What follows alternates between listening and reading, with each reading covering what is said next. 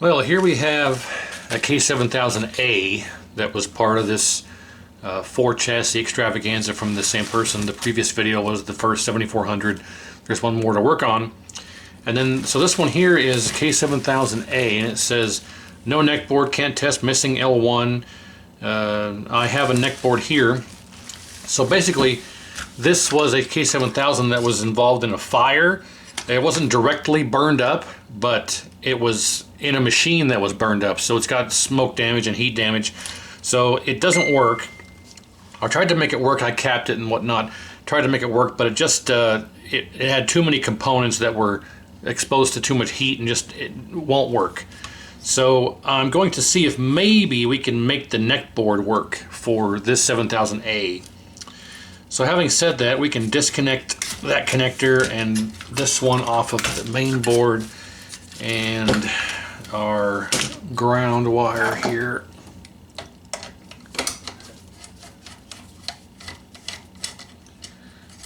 Okay, and let's see if we can make it work with this, because I don't even know if the flyback is good. The flyback on the K7000A is unobtainium, kind of like that Cortec I just had. Once the flybacks on these go bad, you're done. It's a paperweight. No one makes them. So hopefully it works. I'm not going to go into too much effort because I just want to get this to a point where I can turn it on and test it, because if the flyback is bad, there's no reason to go any further with it. So I'm also going to make this kind of an educational video here when it comes to the differences between the K7000A and the standard 7000. So first, let's go ahead and just get it open here and take a look at what we have.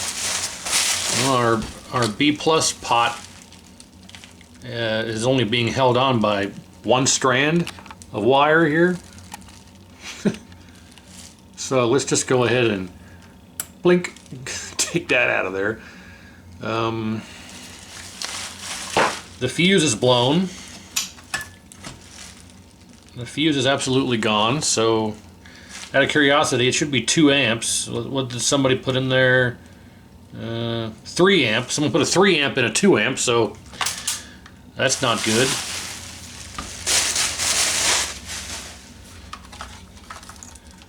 We've got, well, the remote board's missing. There's supposed to be a remote board for this, and it's missing.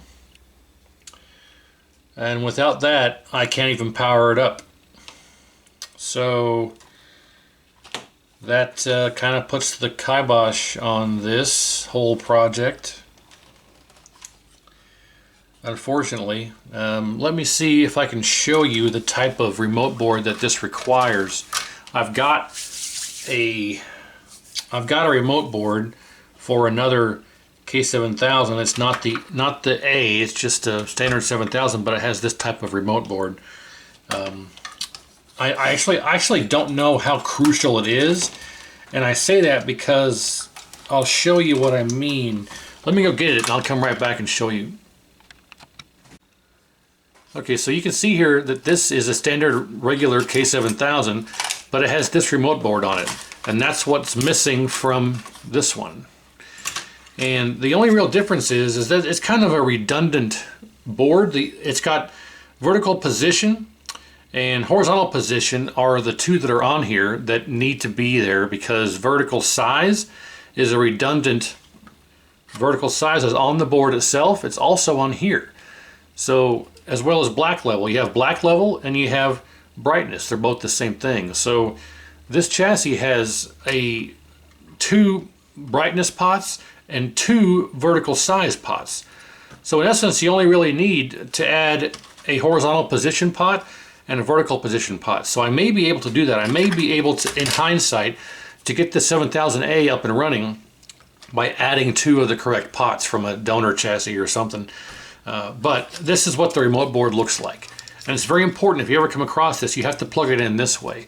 If you take this and turn it around, plug it in backwards, it'll go on there, but it won't work and you can possibly do damage. So you want to make sure that the front of the connector is facing the front of the remote board. But this is what should be on the other one.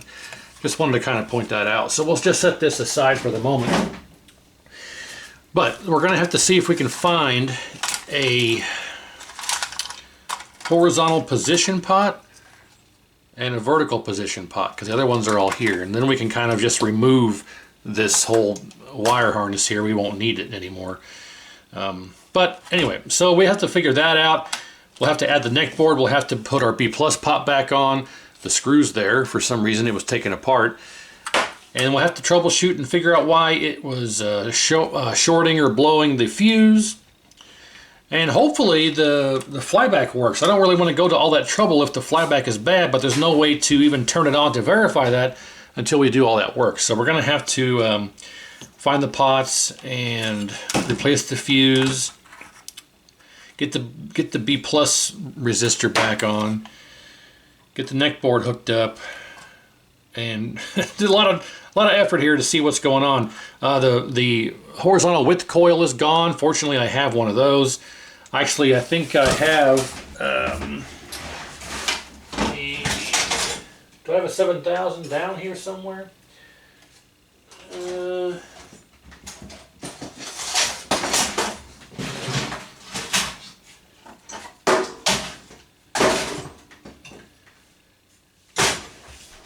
I do, but they're all missing the coil.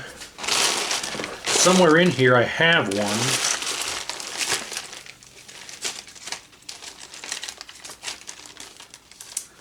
Let's see.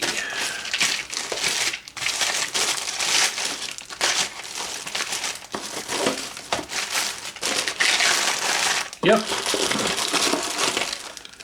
I got two of them. Look at that. So we can toss one of these in there.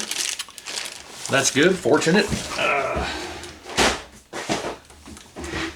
So we have all of our parts. I need to find the pots, but I'm sure I have them. So we have all of our pots, our parts. So with that in mind, let's go ahead and do some testing and make sure that we can figure out why the fuse is blowing. And then we'll go through and talk about some of the differences between the 7000A and the standard 7000. This is produced by Zenith, and they basically just cloned the 7000, but they made some changes enough to make it not copyright infringement. So some of the like D13, D14, R91, R92, they're in different positions. D18, instead of being across the coil, it's mounted vertically. You can see that there's vertically mounted diodes in here instead of flat on the board in the through hole. So yeah, very interesting. But let's go ahead and just do some testing here and see if we can figure out. Well, immediately I can see one problem. There's no solder on this joint here. It looks like the solder's missing. That's probably not good. It's completely cracked. There's nothing there. Wow. So that's probably problem number one. Oh, wrong way. Yeah, and the flyback actually is so unique that they don't make them. There was, I think about 10 years ago, there was a bunch that came up for sale on eBay. I snagged a couple, but I've used them over the years, but they're gone now. You're not getting one. What did I grab this for? Okay, yeah. See, there's not just the normal flyback pattern here. There's also this point, this point, this point are all part of the flyback as well. The flyback has 1, 2, 3, 4, 5, 6, 7, 8, 9, 10, 11, 12, 13 different pins. So it's a very unique flyback, and no one makes it. You can't get it. It's unobtainium. So with this having no solder on it at all, I'm not surprised we're having issues with the fuse going. That component looks like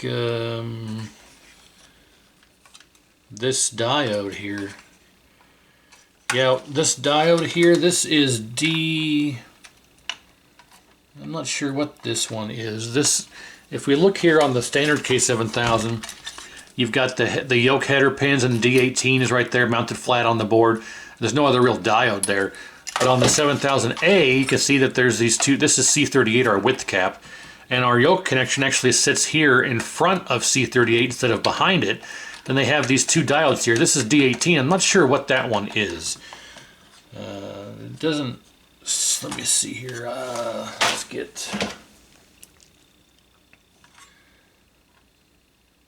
D15. So this is D18 like I thought. This is D15.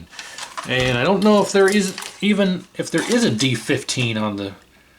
D15 doesn't sound familiar at all to me. So like I say, there's very subtle differences between the 7000A and the regular 7000. Enough to be, you know, not copyrighted. But you still have R103, you still have your rectifier dials, you still have your R89, R104, R96. So you've still got all your standard parts here.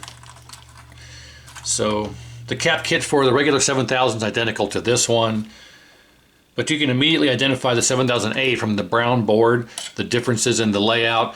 The flyback is most notably the obvious thing. Then there's this bleeder box on top. So, yeah, all right. Well, let's see if we can just go ahead and solder this joint for D15 real quick. I'm going to turn my fan on.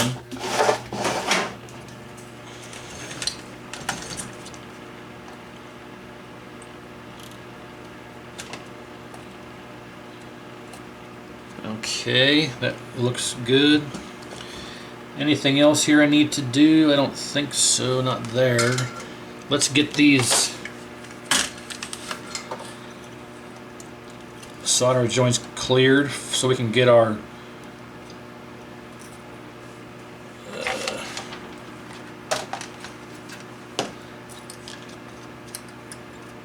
I can't pull those that way. I was able to get that one out. And that one out. And that one fell out. Alright.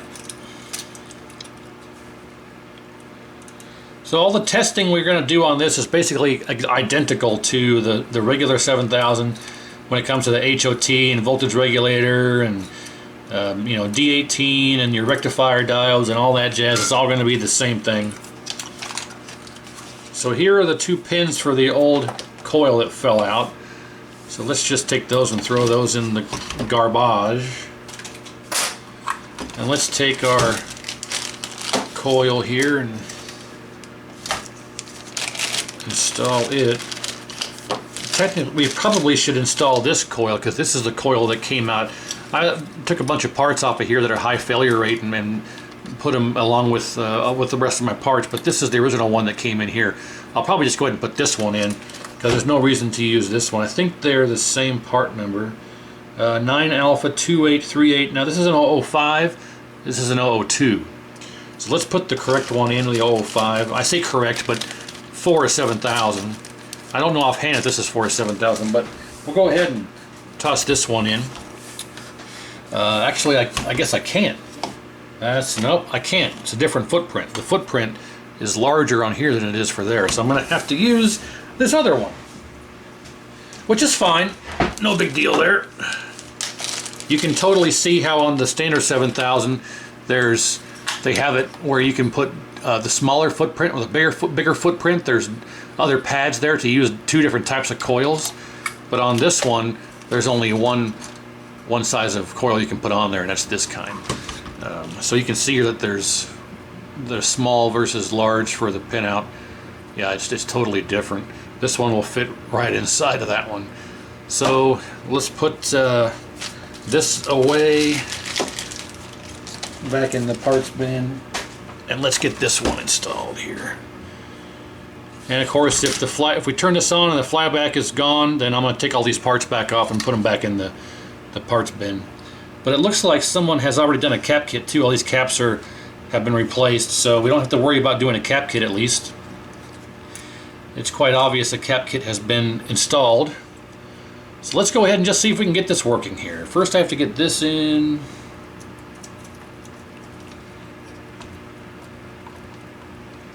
It looks like it's going in, but it's fighting me. Well, it's going in. I need to see if I can. Maybe there's something going on here with. Oh, okay, it's in. Oh, that pad is busted off. We're not going to worry about cleanup until later. And this pad's busted off, so we're going to have to solder right to the trace.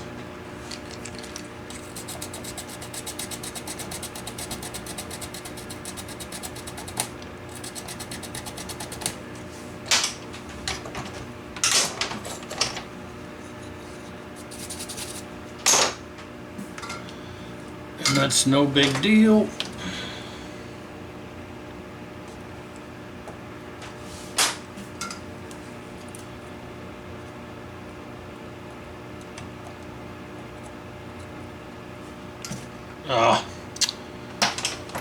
I gotta get some water in my sponge here.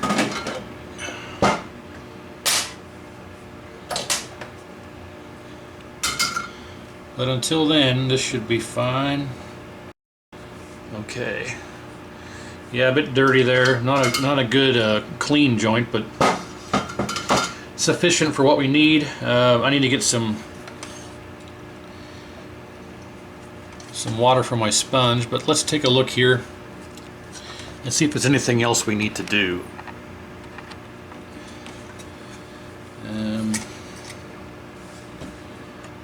This one looks pretty haggard. Let's hit these.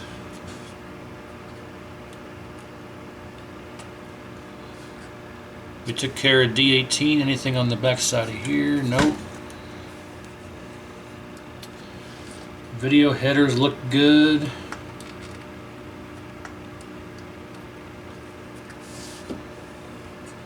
Power inputs,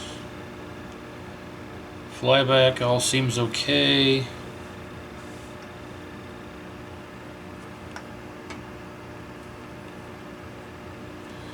Our yoke connector, our yoke pins seem okay. Alright, well that's all the reflow I'm going to do for now.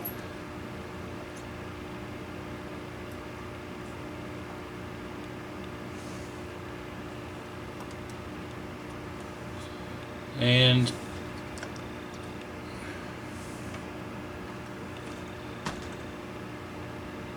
I don't know if I'm not going to go to the trouble of going through and making sure all of the pads are good for the caps. I mean, they look like it looks fairly good. I don't see anything that's like, hey, you need to fix that right now, like this one over here.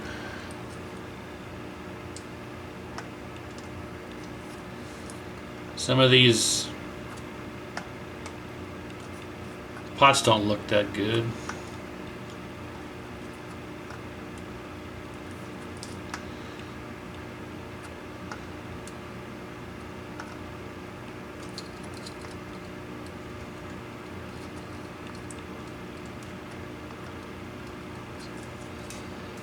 All right.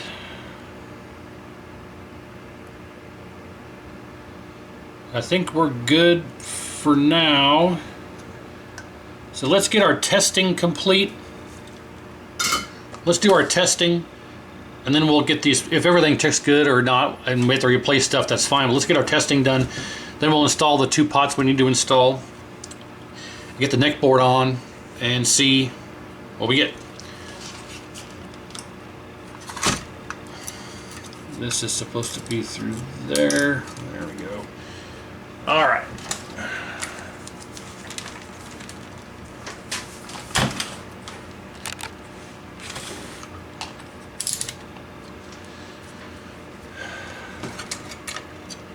$19, $20, $21,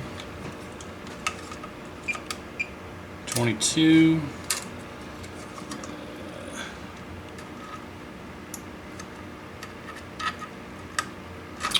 I can't see. And then we have this one. Okay, all the rectifier diodes are good. R104, 15 ohms, yeah. I think R89. I always forget what this other ceramic one is, but should be 3.9K.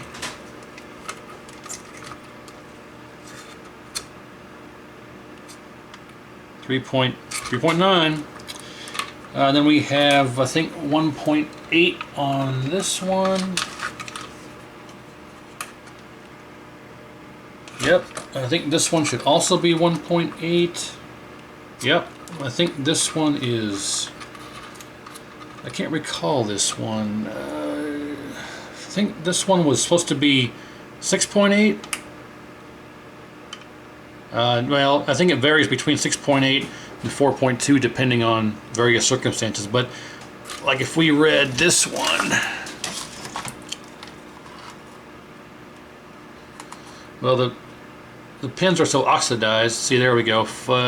Roughly the same, 4.8, 9, 5. This one was 4.2, so it's not wildly out of spec and it's not open, so that's all we're really concerned about. Let's check C38, which is this guy here. That guy right there, C38. We're just checking to make sure it's not shorted or open. Well, I guess it's not hard to see if it's hard to see if it's open, but it's not shorted. That's all we're worried about. So C38's not shorted. Do we not have a critical safety cap on the 7000A now that I think about it? Because it's not in here. I think they have a resistor and a diode in there in place of that. So I guess we're not going to worry about that. Obviously, if the HOT doesn't reach shorted, then we're not going to have a critical safety cap problem. The HOT is mounted in here a bit differently. It's these three pads here. We'll go center to each leg. Up, HOT shorted. There's our fuse problem. We can put another one in there. That's no big deal. I think that was the last thing to check. We didn't check R103. I think that's the last thing to check. Oh, we didn't check that. I feel like Steve Martin in The Jerk. I don't need one other thing. I need this. What the heck? Is R103 open?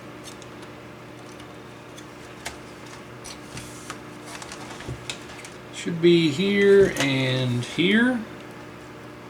R103 is open. Wow. Well, look at that. There you go. R103 is open. I got nothing. Leads are good, meter's good. I got nothing.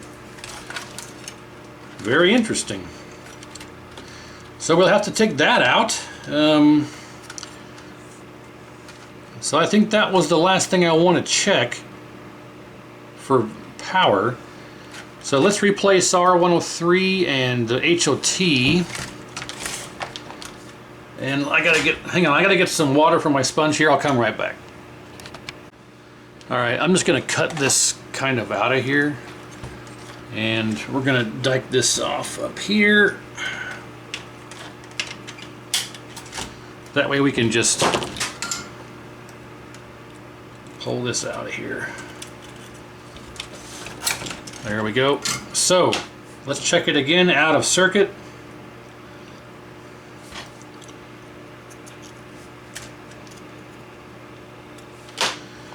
And make sure our meter's good. Meter is good. And out of circuit we get nothing. Open. Well, it's supposed to be 2.7 ohms. I don't know if you get 2.7 ohms. Again, meter good. Touch the leads. Open. Not that uncommon. Fortunately, got one right here. So if we test this one, do we get 3 ohms? We do, 2.7. Perfect. Exactly in spec. Unfortunately, the frame is completely different between these two chassis. If we look here, you can see how, well, try and overlay this as best I can here. Not going to be easy. Alright, let's zoom in a bit. Okay, so if we look, there they are. Alright, so this one has kind of like the center post is one of the leads of the resistor, and it goes up, left, and right. So the frame is attached on each side of the center of the resistor post.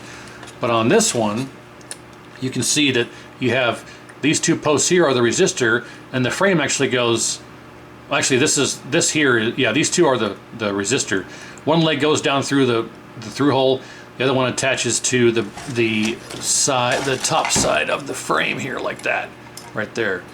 So the resistor is actually across these 2 points here, and then you have down below and down below on each side diagonal. So on the other one, it's on each side. On this one, it's down below on the diagonal. So you can't just take this assembly out and put it in the other one.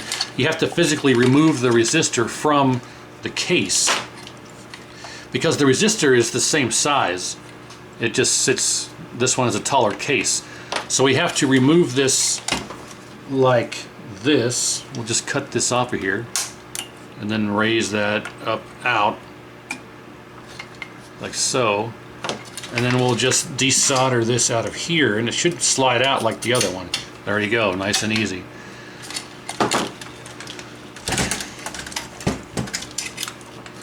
Okay, get that out of here. Okay, let's back up.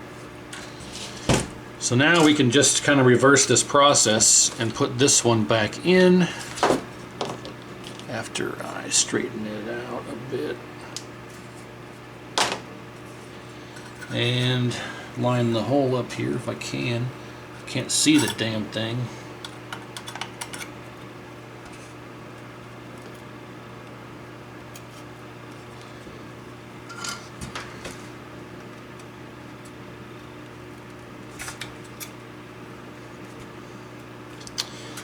Yeah, we're going to just go ahead and cut that off to make a new straight pin, new straight piece. And then I can't tell if it's lined up with the hole or not. There we go. That should be good. And it should slide right through. There it is. Perfect. So then we need to go down as far with it as we can, so we can bend this over to here and solder that onto there. Success! Let's get this soldered to here. Actually, what I need to do is I should clean up the leg here, because it was rather oxidized from heat over the years. Now we are cooking with gas. And let's clean up this up here.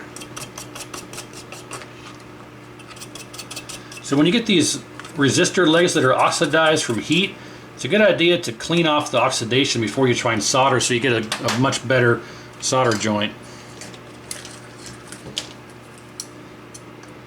And let's see if I can make this work here. I do believe that's good. Let's take a look. Yes, I do believe that is good. So now, if we go to R103, and we test this again, meter leads are good. In circuit, we get 2.3. It should climb up because it's hot. See, there's 204. 2.5, so awesome. Bad R103. Blown fuse, bad R103, and bad HOT so far. Let's get the HOT out of here.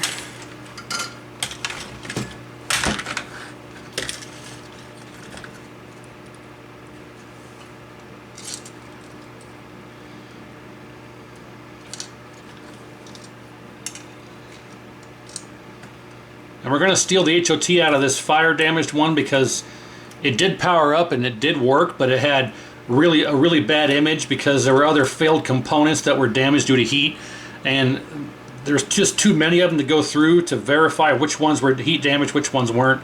So it just became a parts chassis, and it allows us to steal parts from it so others may live. And I need to add some solder to here because I can't get this to suck up anything.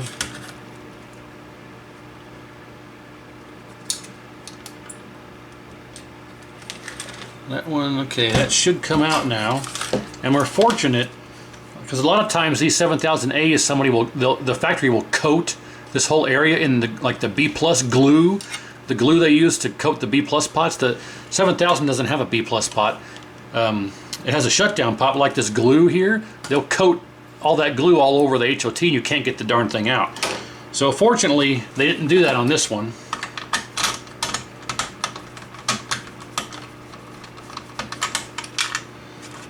And they feel the need to add this extra heat sink to it. And it's stuck on there.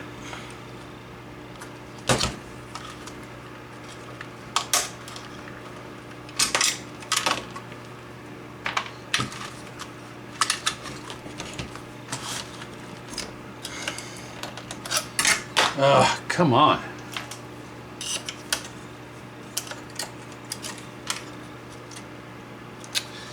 Well, not sure why that's stuck on here, but we're going to have to get this off of here to get that HOT out. And I can't figure out why this is stuck on here.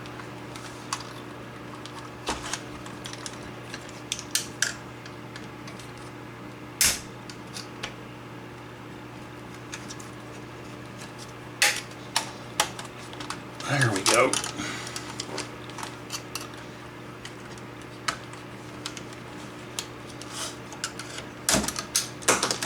Man.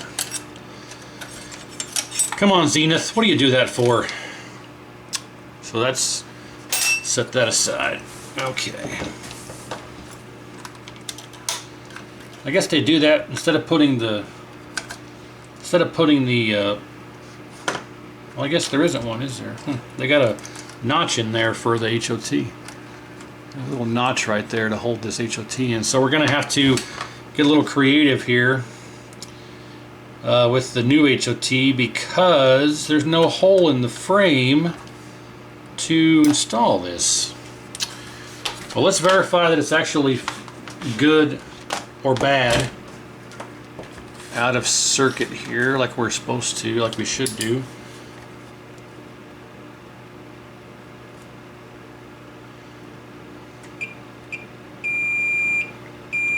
It's absolutely bad. Well, okay. I got to figure out how I'm going to be able to retrofit a different type in here.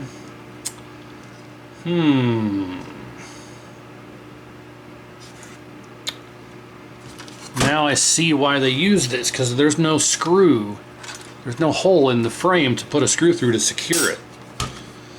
I wonder if I can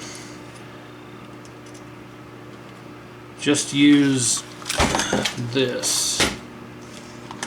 Let's double check it before we even bother taking it out here. It should be good though. Yep. Okay. Well, let's get this one out of here and see if we can work some magic.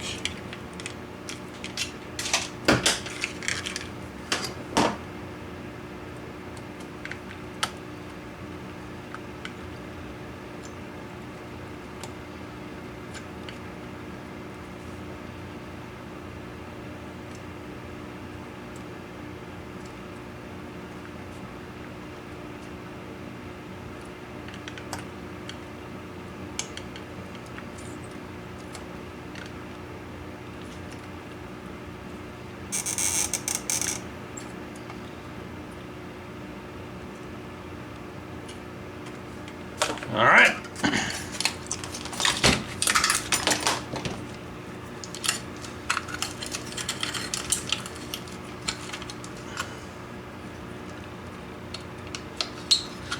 And I also forgot to mention that we know that this 7000A is a 25-inch version, not a 19-inch version, because of the size of the B plus pot. The B plus pot is much larger on the 25-inch, and it has the remote harness, the remote board that's supposed to be there. So we know for a fact 25-inch because it uses this remote board, this odd one, and the size of the B plus resistor. Did I say pot? I think I refer to this as a pot sometimes. I meant B plus resistor. Alright, let's get this out. This should come right out. Yep. So we can straighten the legs out and take our insulator. Hopefully this fits over this thing.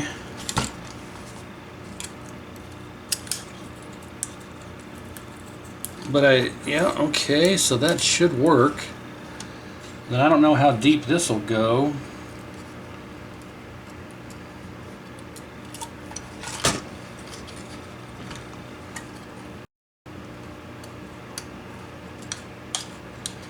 Well, it fits right on there. But I dropped... I need to get a new HOT because the legs aren't long enough on this one to fit through.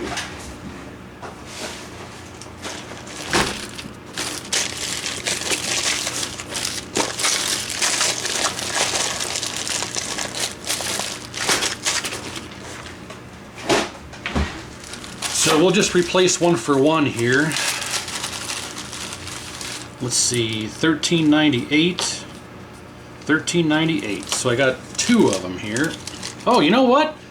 I totally forgot to check the voltage regulator. Shit. Yep, these are a bit longer, so that should work. So we'll just swap this out since we know it's good. And I'll put it back in here. Oh, I forgot to check the voltage regulator. So it should be, this is the same type of thing, a little holder device. So on this type here, it should be pins 3 and 4. So if we go to pins 3 and 4, we should have our voltage drop.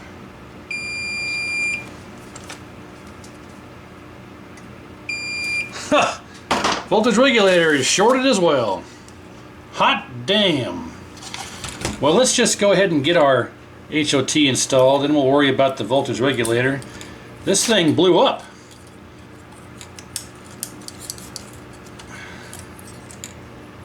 Come on. Ah, quit sticking to it. There you go.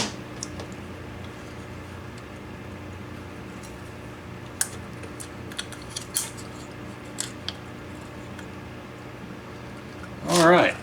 And so now we have our insulator, we have our notch installed, and everything is sitting there nice and well.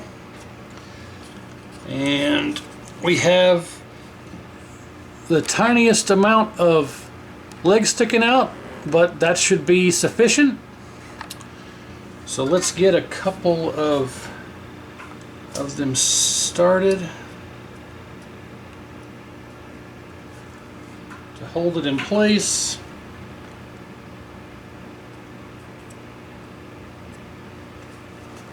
All right. Now we'll see if I can get this thing to sit in there again. And this just probably clips in here.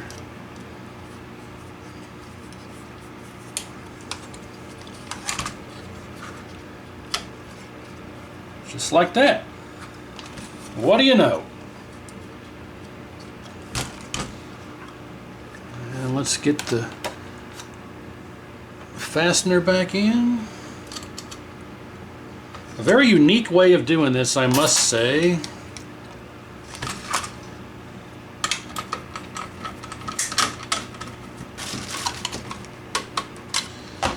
Okay, and just like that, we have our HOT replaced. Let's get it soldered in and make sure it's not shorting to the frame, because that insulator was kind of in a precarious situation there.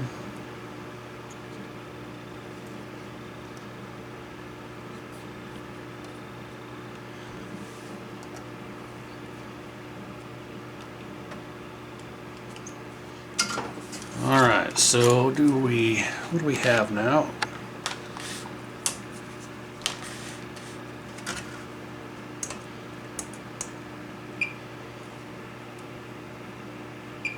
Okay, and let's make sure nothing is shorted to the frame.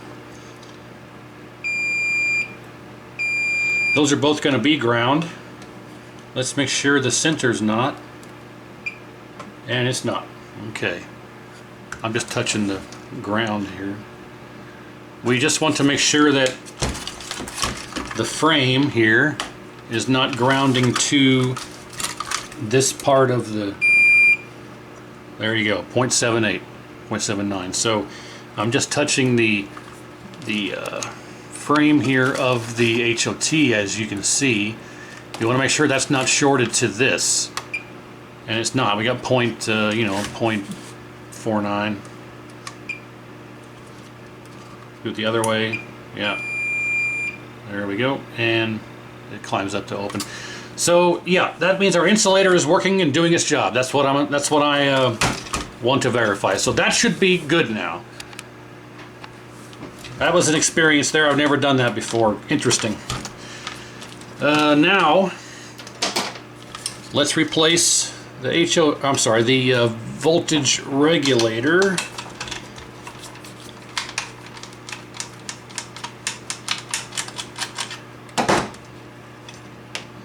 And I guess it's the same type of thing. We will have to pry this off of here. Where did you go? My lovely, where did you go? I lost my darn screwdriver that I was using to pry this off of here. I'm getting very old and very senile. No idea where that went. Gosh darn it. Oh, it fell on the flow. Fell on the flow. Fell on the flow. Fell on the flow. All right.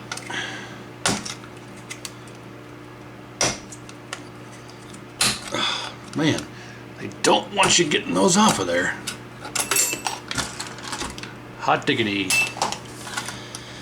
Oh, there's a secondary device here. Not sure what's going on here. Does this just fall off of there? Or is that screwed in somewhere? No, it just pops in and pops off. Yep, there it is. And another little notch to hold it in place. And that's a 3130. So let's grab a 3130. We got vertical ICs. This is my K7000 bag. Vertical ICs are counterfeit voltage regulators. It's not those. And I got a bag of fuses to place back in here. Okay, fuses replaced. A couple of HOTs, good voltage regulators. And these are 3123s, and we got three 3130s. So let's grab one of these. Okay, put this back in the stash box. Let's desolder this one.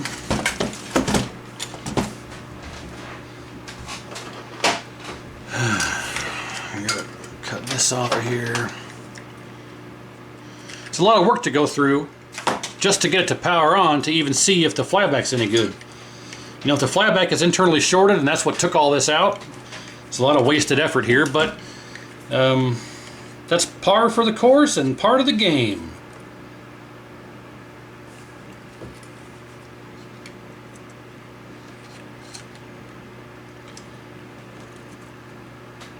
Was it Captain Kirk? Captain Kirk said risk is part of the game if you want to sit in that chair. So I have to agree with him. I'm not sitting in a chair, but risk is part of the game.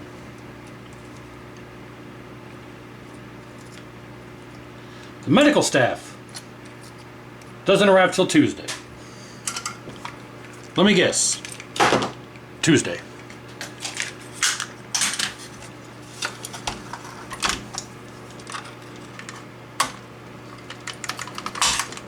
Ta-da! So let's test pins 3 and 4.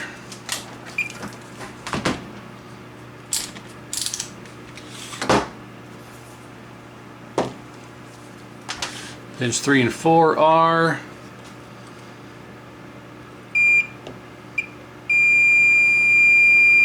shorted.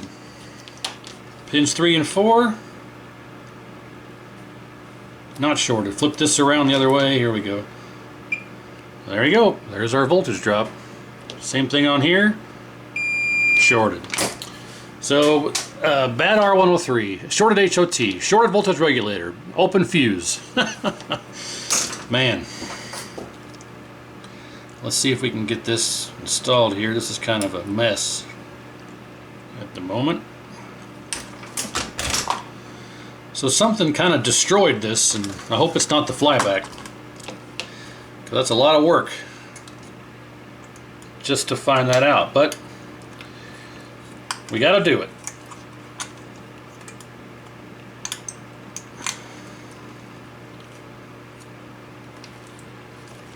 Okay, and this one doesn't have a notch, does it?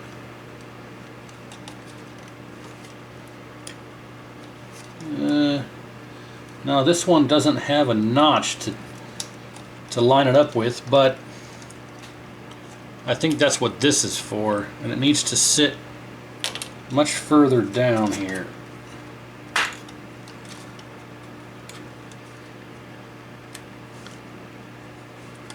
That should line up fairly well.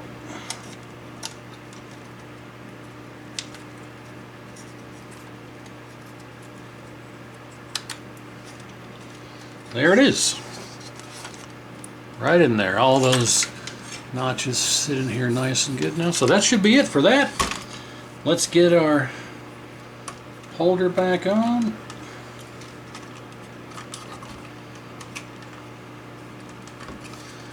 Which is going to probably prove to be easier said than done. Nope, got it. Right on there. And get the screw back in. This is a very inconvenient and odd way of doing it, but interesting nonetheless here. Nonetheless. Oh. Okay, there it is. Let's solder it in and test it in circuit one more time.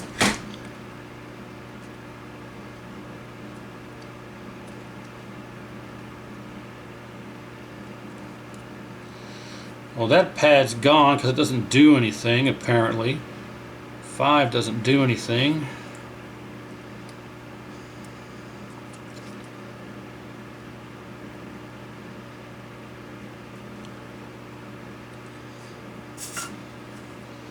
Okay, we got 1,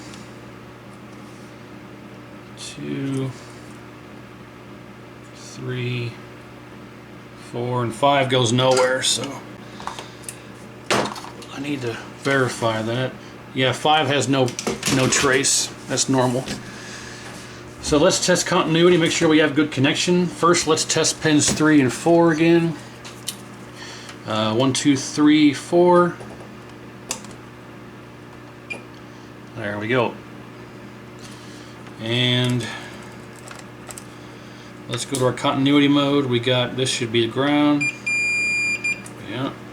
This should go to here. This should go to here. This should go to here. And 5's open. Okay, I think time to put the B plus pot back on. Oh, I did it again. B plus resistor. B plus resistor needs to go back on.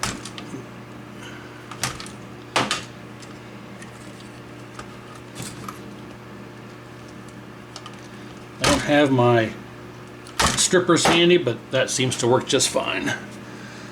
So let's get some flux on here.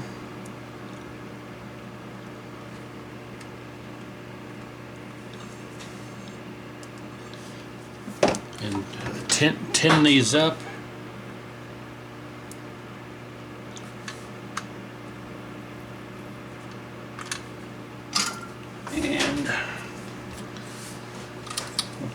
so this one obviously went here.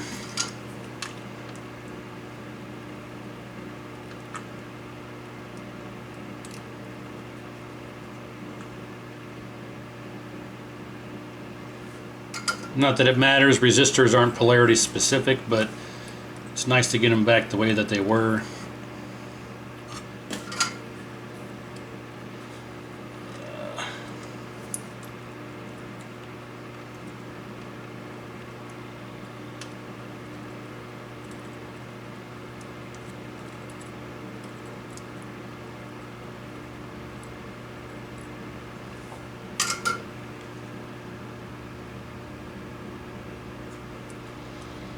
Okay.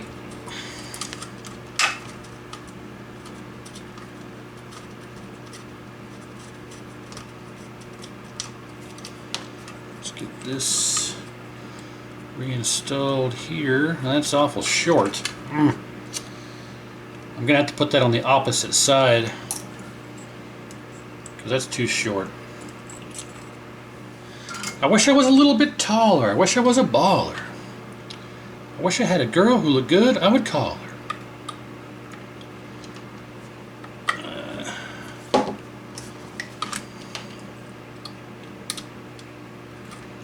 So does that go through? They got it going on the opposite way. Interesting. That can't be right. Someone's got the wrong screw through here. I'll allow it.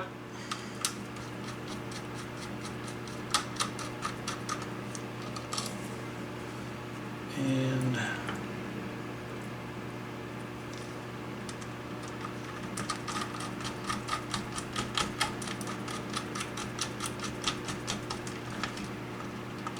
okay, now we can try this again here. There we go.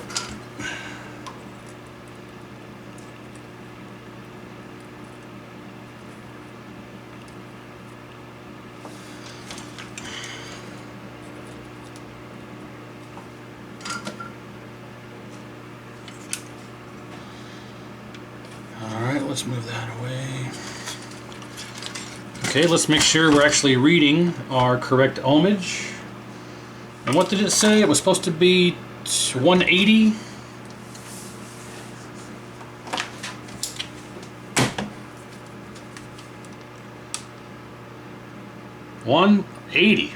And if our voltage regulator was still shorted, we would read 0.0. So I think that's it. Let's get the pots installed and get this removed.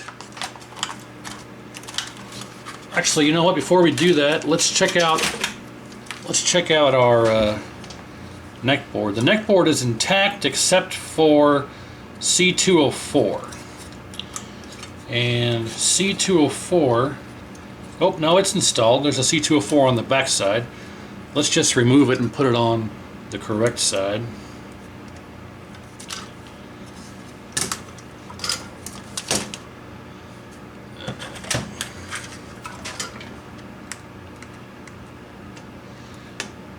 And when I rebuilt this chassis that got burned up, I already did all the reflow on the neck board, so we should be able to, in theory, use this one and have it work. So 204, the ground is this side, right here. Let's get that soldered in.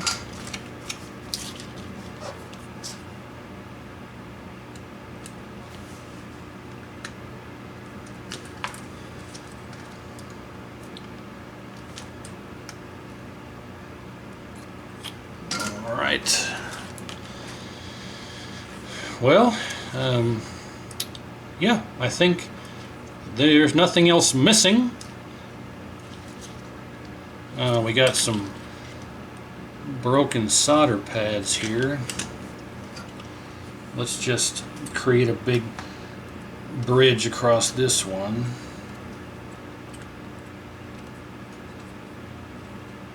There we go. And oh, that one's broken. This one's intact, but that one's broken. And that one's broken. Wow, glad I checked that. We'd have had color issues. Let's zoom in a bit here.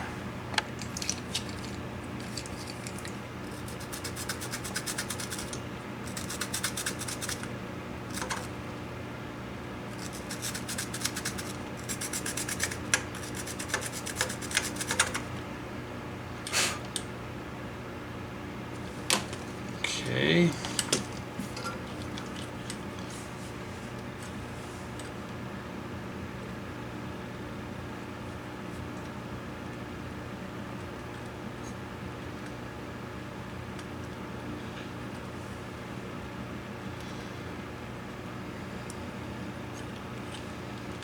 Alright, that should work.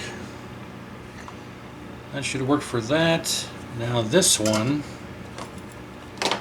over here is just as bad. So let's first flatten it out here. And that one. We can reflow this one.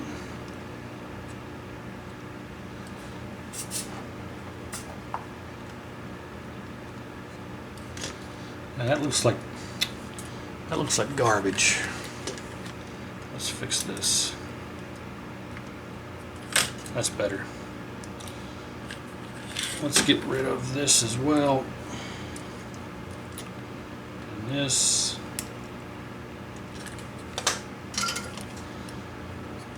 And let's do this again.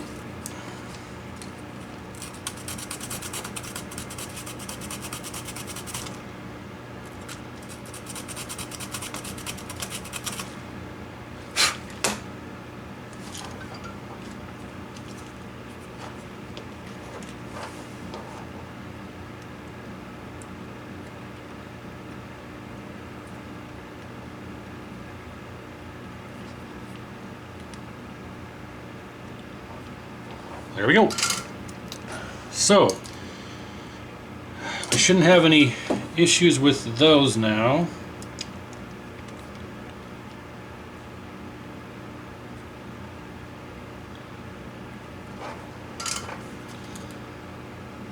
All right. I think we're good on that. And I mentioned before how I had reflowed this, but I think after looking at this, I think I only reflowed the actual neck socket connections. I think I only reflowed these. The rest of this I didn't touch, but for this purpose of what we're doing, it should be fine. So now all we have to do here is connect this connector to the chassis right here, and then we connect this one to here. And we got focus wire goes in here.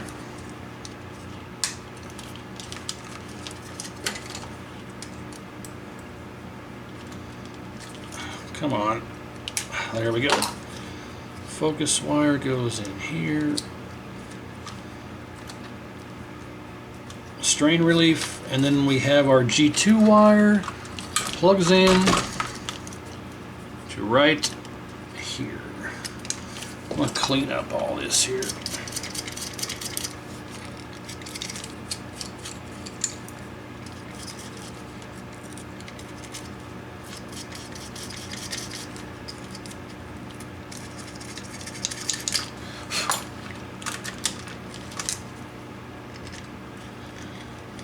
All right. Let's get rid of this glue in the way.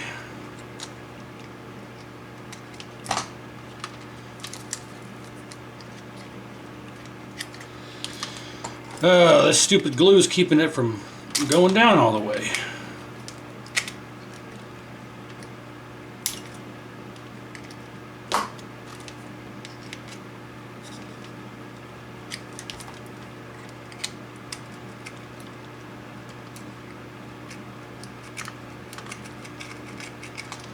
There we go. Now that I take that glue off of there, look at this. You can see where that glue used to be, and then all the rest of it, this is all heat and smoke damage. Yeah. Not a good sign. Not a good situation there, but I'm sure it'll work. There we go. That's much better.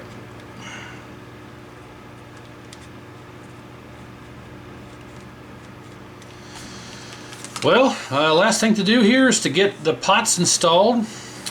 Get this harness removed. So let me find 2 pots and we'll get them put in here. Alright, so I got this harness removed from the chassis, and it just so happens I have a K7000A where the flyback died, and I've been using it for parts, and just this occasion here, just like this one, I just happen to have, this is the 19-inch version, and I see that because it's got the pots on the bottom of the board here, and we have horizontal position and vertical position. We have the 2 that we need, and they're not broken, and they appear intact. So let's go ahead and just get these out of here.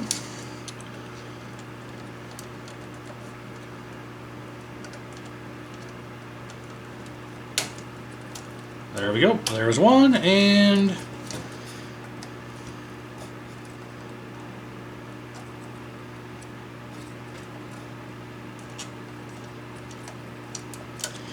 there's the other. So this one's horizontal position up there.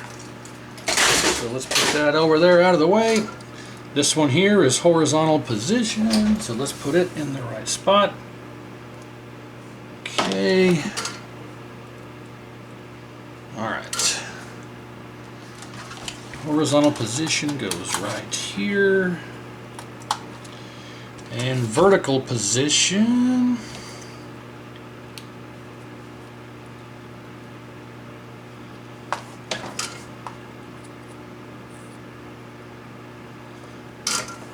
go right here. Outstanding.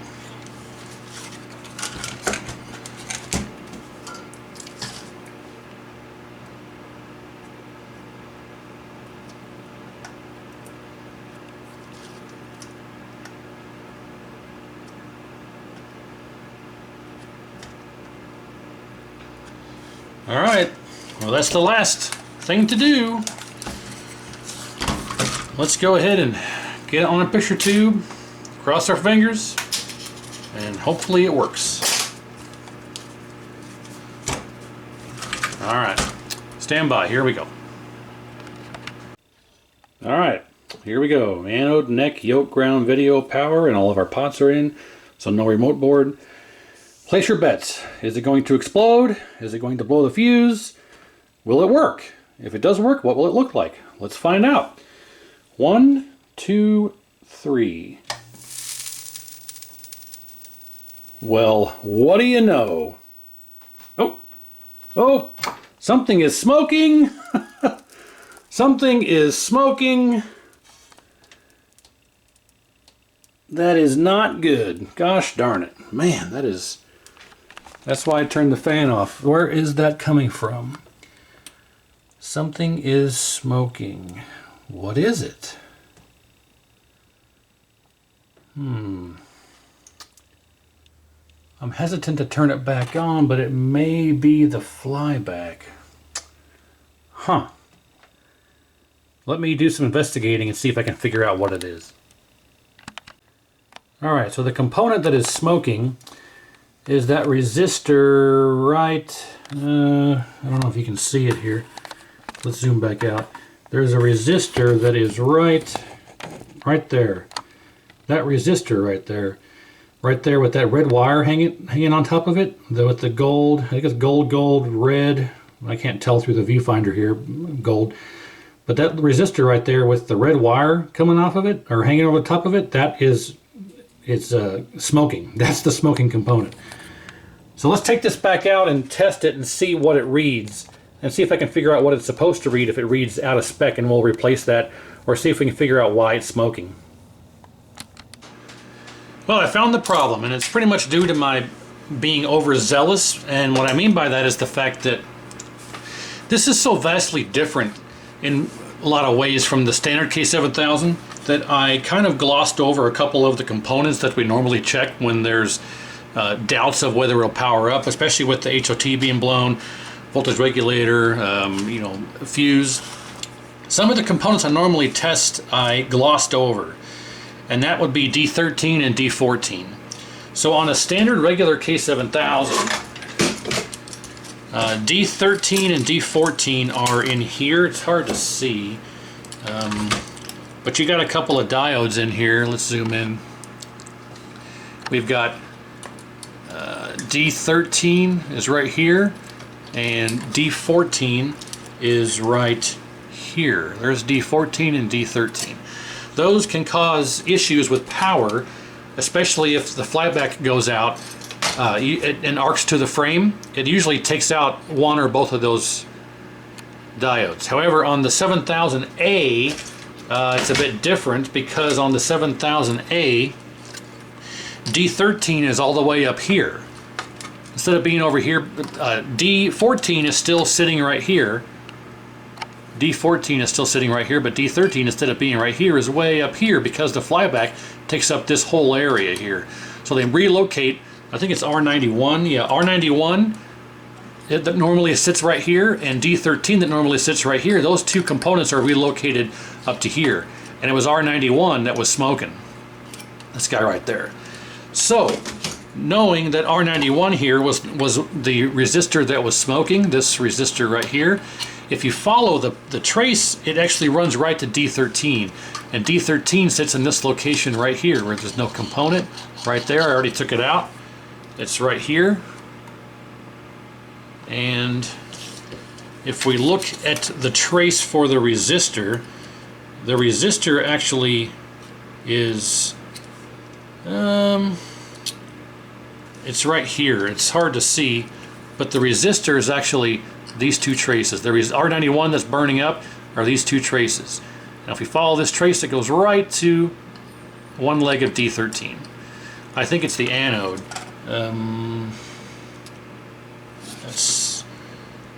No, it's the cathode. It goes to the cathode, the side without the stripe. But anyway, so yeah, that leg of the resistor goes right to D13. And if we test D13,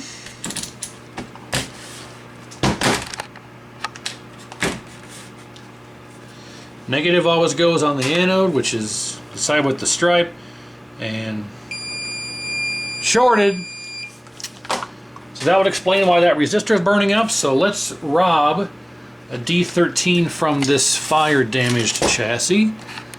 13 and 14 are the same, so it doesn't matter. Let's just take out this one, since it's the easiest one to get to.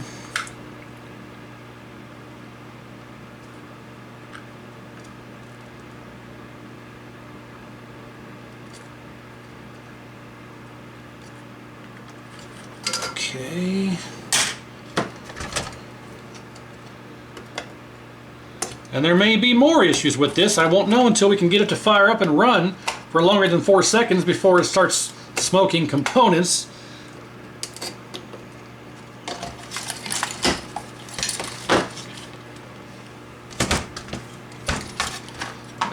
And I did check D14 and it's good, so that should be the only cause here.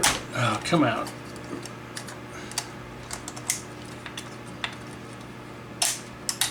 There we go. So it's going to be fun trying to get this back in there. Oh, I got text messages going on here. Okay. So let's make sure that it's lined up. We can do that from the bottom side, and it is not. There we go. And it's going to be fun trying to get this in there. So instead of spending 5 minutes fighting to try and get this in there, I'm going to cut away and come back once I've actually got it in. So hang on a second. Actually, that wasn't too bad.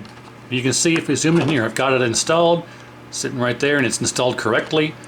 So let's solder it in and test it.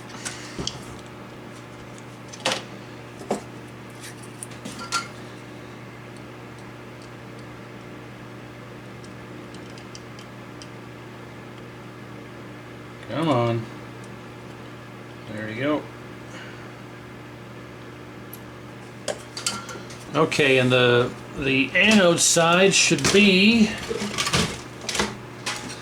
away from the heatsink towards the capacitor. So away from the... Okay, I get it. Jeez. Red alert. Alright, so that's going to be... This way should be negative. This way should be positive, and we should read the diode.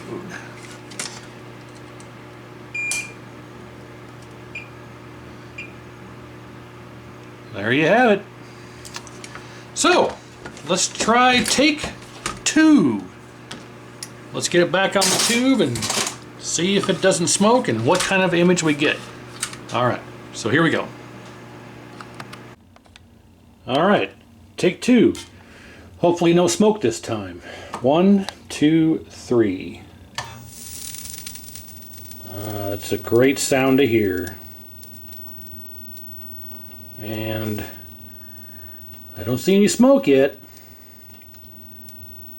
I think we are out of the woods on that. Oh no. Oh. We got all kinds of noise going on. I've never heard that sound before. Man, this thing is just one issue after. What is that noise? The image is jumping when that's going on.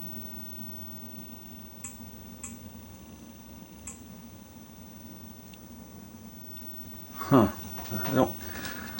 I don't know if that's the flyback or what that noise is. Seems to have subsided, but gosh darn it. Now we got vertical collapse too, on top of everything else. Well, let's keep going. See if we can figure this out now. Alright. Cutting away. Hopefully we can get this solved.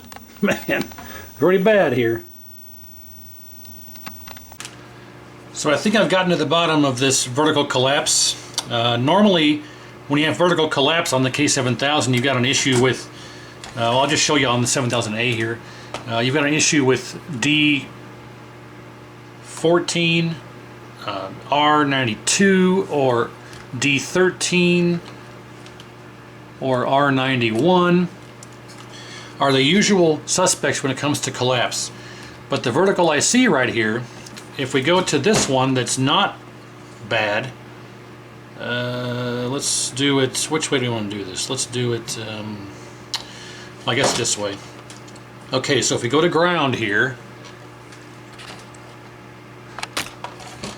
the only pin that should read to ground is the ground. See this big ground plane here? If we go to ground and I touch this pin here, that's ground. But then let's just call this pin 1. Pin 1, 2, 3, 4, 5, 6, 7. So this is a very easy way to test if your vertical IC is shorted, because it should only, in theory, have one pin going to ground. That's this pin here, pin 1. 1, 2, 3, 4, 5, 6, 7. Now, let's grab this one that's collapsed. Turn it around here. Let's go to ground. And we'll go to pin 1. Pin 2, shorted. And it's 0 ohms. If I go to ohms, it is, well, 1.4. So we've got a shorted vertical IC, or a suspected shorted vertical IC. So now we have to take it out of circuit and test the pads and make sure pin 2 does not ring to ground. If pin 2 still rings to ground, it's something on the board. If it doesn't, the vertical IC is shorted. So we'll have to swap the one from here over into here. So it never ends. But that's the fun of doing this.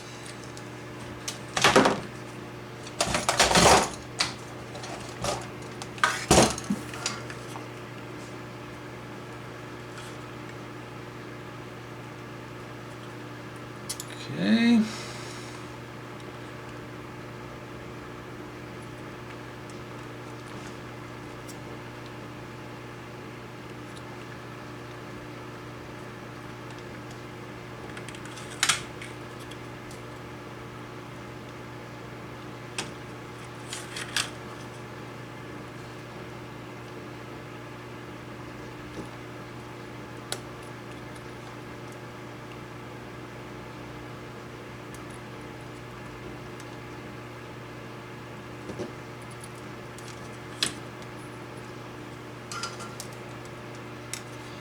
All right. I don't know if I have a small enough.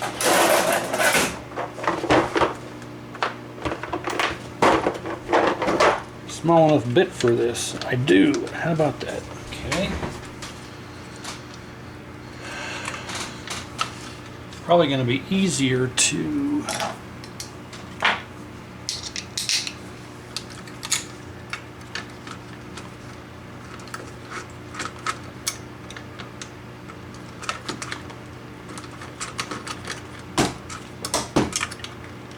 turn the nut, but maybe not.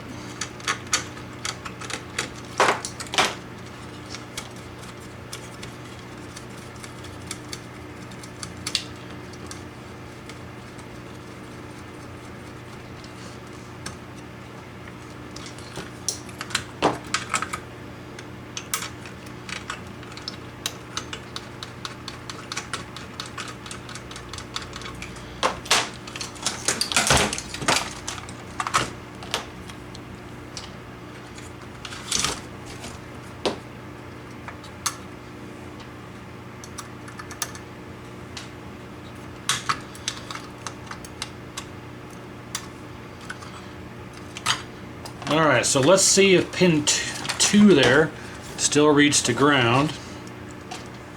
We're hoping that it does not. We're hoping that it does not, because that means that it's this. Alright, doesn't matter polarity, but we'll do it the way it's supposed to be. So ground, pin 1, pin 2, not shorted. 1, 2, 3, 4, 5, 6, 7. Let's go to our IC here, and let's see, when it's installed, it's like this. So let's see if these two pins read together here. That's the ground. Yep, 59 ohms. Bad vertical IC. Add that to the pile. So I'll get the one pulled out of here. We'll get installed in here, and I'll verify that we don't still have a short, and we'll get it back on the tube and test it again. So when I come back, we'll have it hooked back up to the tube, ready to test with the new vertical IC. Alright, so new vertical IC is installed, everything's hooked back up, ready to go. We're set to read our shutdown pot. We should be about 9.8, and you don't ever hear me or see me do B+ checks with the meter on the 7000s because there's no B+ pot. It's adjusted and regulated by the voltage regulator, so there's no way to adjust the B+. So I don't really ever check it. I probably should at some point. I might do it in the next video, but for now, we're going to make sure we're at 9.8. And let's turn it on and see. This is just hoping that fixed it. I mean, obviously the IC was shorted, so let's see what happens. 1, 2, 3. Okay, came on, glorious. Nope, 9.6. 9.6, so close enough to 9.8. And is it? Yes! Success! It looks like garbage, but it's no big deal. Looks like we have all of our colors. So let's start with brightness and contrast all the way down. Looks good. And fly back until we get raster lines. There we go, down till they just go away. And now brightness and contrast back up. Brightness needs to be about there. Contrast, I need my screwdriver to make this easier. Okay. Contrast. Oh, what happened there? Oh. Hang on, I'm going to turn this back off. And I'm going to wipe this contrast pot back and forth a bunch.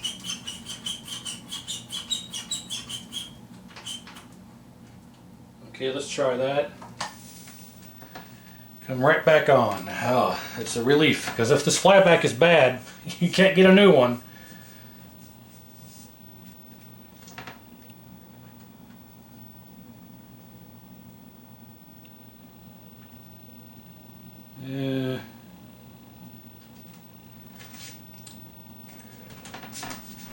Focus. I gotta wait here. that's pretty good for focus. Let's put all of our color pots to center.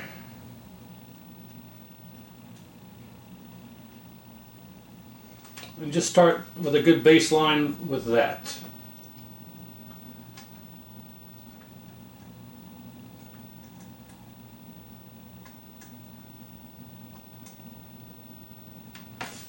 Okay, well, we're looking good, but of course we're way too blue. And let's turn the blue drive down. Turn up our green. Turn up our red.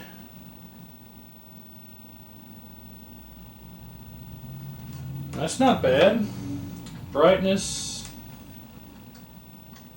needs to stay about there. Like I said in the previous video, this tube is pretty weak. So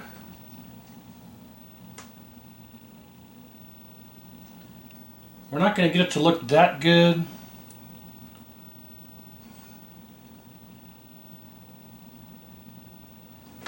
I'd say that's not bad.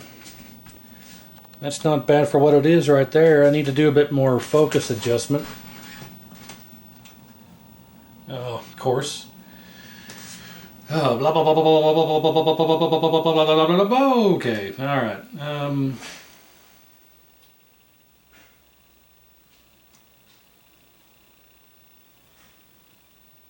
Okay, that's pretty good there. Speaking of focus adjustment, you stupid camera.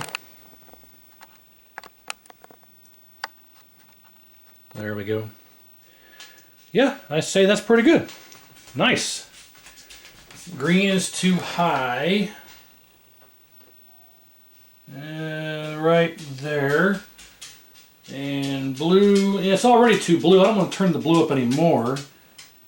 But yeah, I need to get a different tube for testing. But I'm not worried about colors because it's not that crucial. It's not staying on this tube. But let's make sure that we can, right now we're too wide. So let's make sure that we can actually adjust our width with this new coil.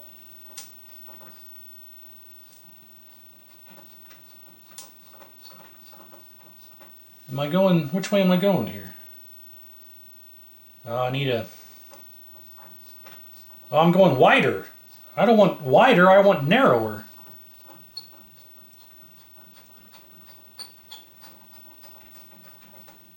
Well, that's all the way down. And we're way too wide. But again, I don't want to mess with the width cap or anything like that because this is not the original tube. And if I mess with the width cap, the original tube, it may be too wide or too narrow. So I don't think I want to mess with any of that. Let's just try and get it even equidistant here and see how we can make it look. Let's do horizontal position. Make sure that actually works. Yep. Oh man, it's way too wide. Wow. Well, horizontal position works. We got horizontal hold. Let's make sure that actually works. We know it's working. Okay. Vertical position. Yep. Vertical size. Come on, come on. Yep. Vertical hold.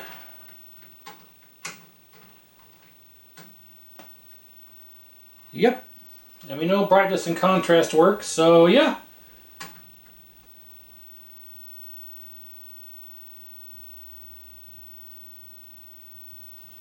I think we are good to go, ladies and gents. Another one successfully resurrected. We're fortunate that the flyback is working. Once it goes, like I say, it'll be a paperweight, but for now, it's operational. So, let's review. What did we have here? We had, of course I'll let it run for an hour, 2 hours like I always do, but we had a blown fuse. We had a bad R103. We had a shorted voltage regulator, a shorted HOT, a shorted vertical IC, and a shorted D13. So 1, 2, 3, 4, 5, 6 different issues. Someone already did the cap kit, so that kind of helped us out there, and the flyback is working. We didn't have a neck board, so if you want to count that as issue number 7, we can count that as 7.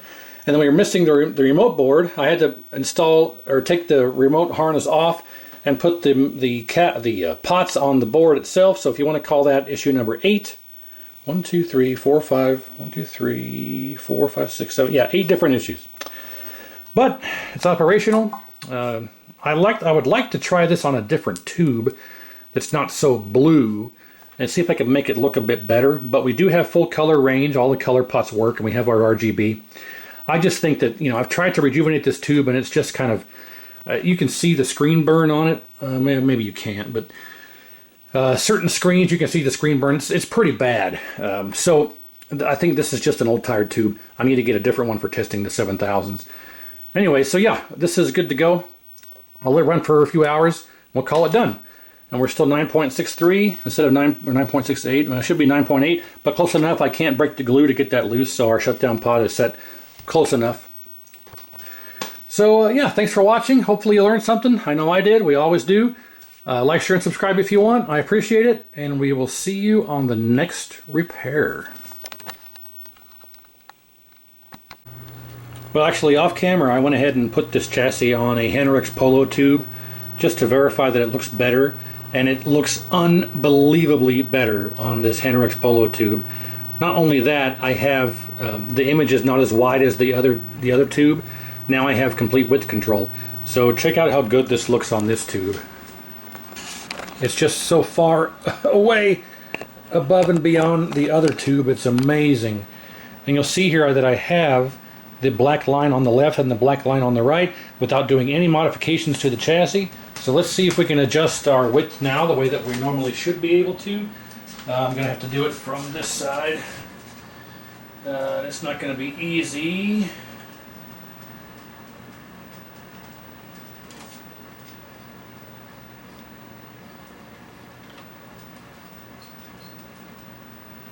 Wrong way, of course it is.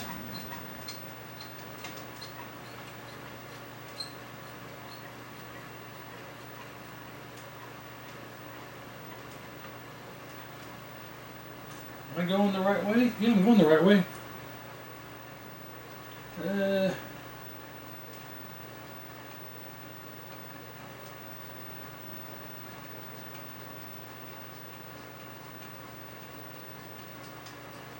There it goes. There it goes. Now we're cooking.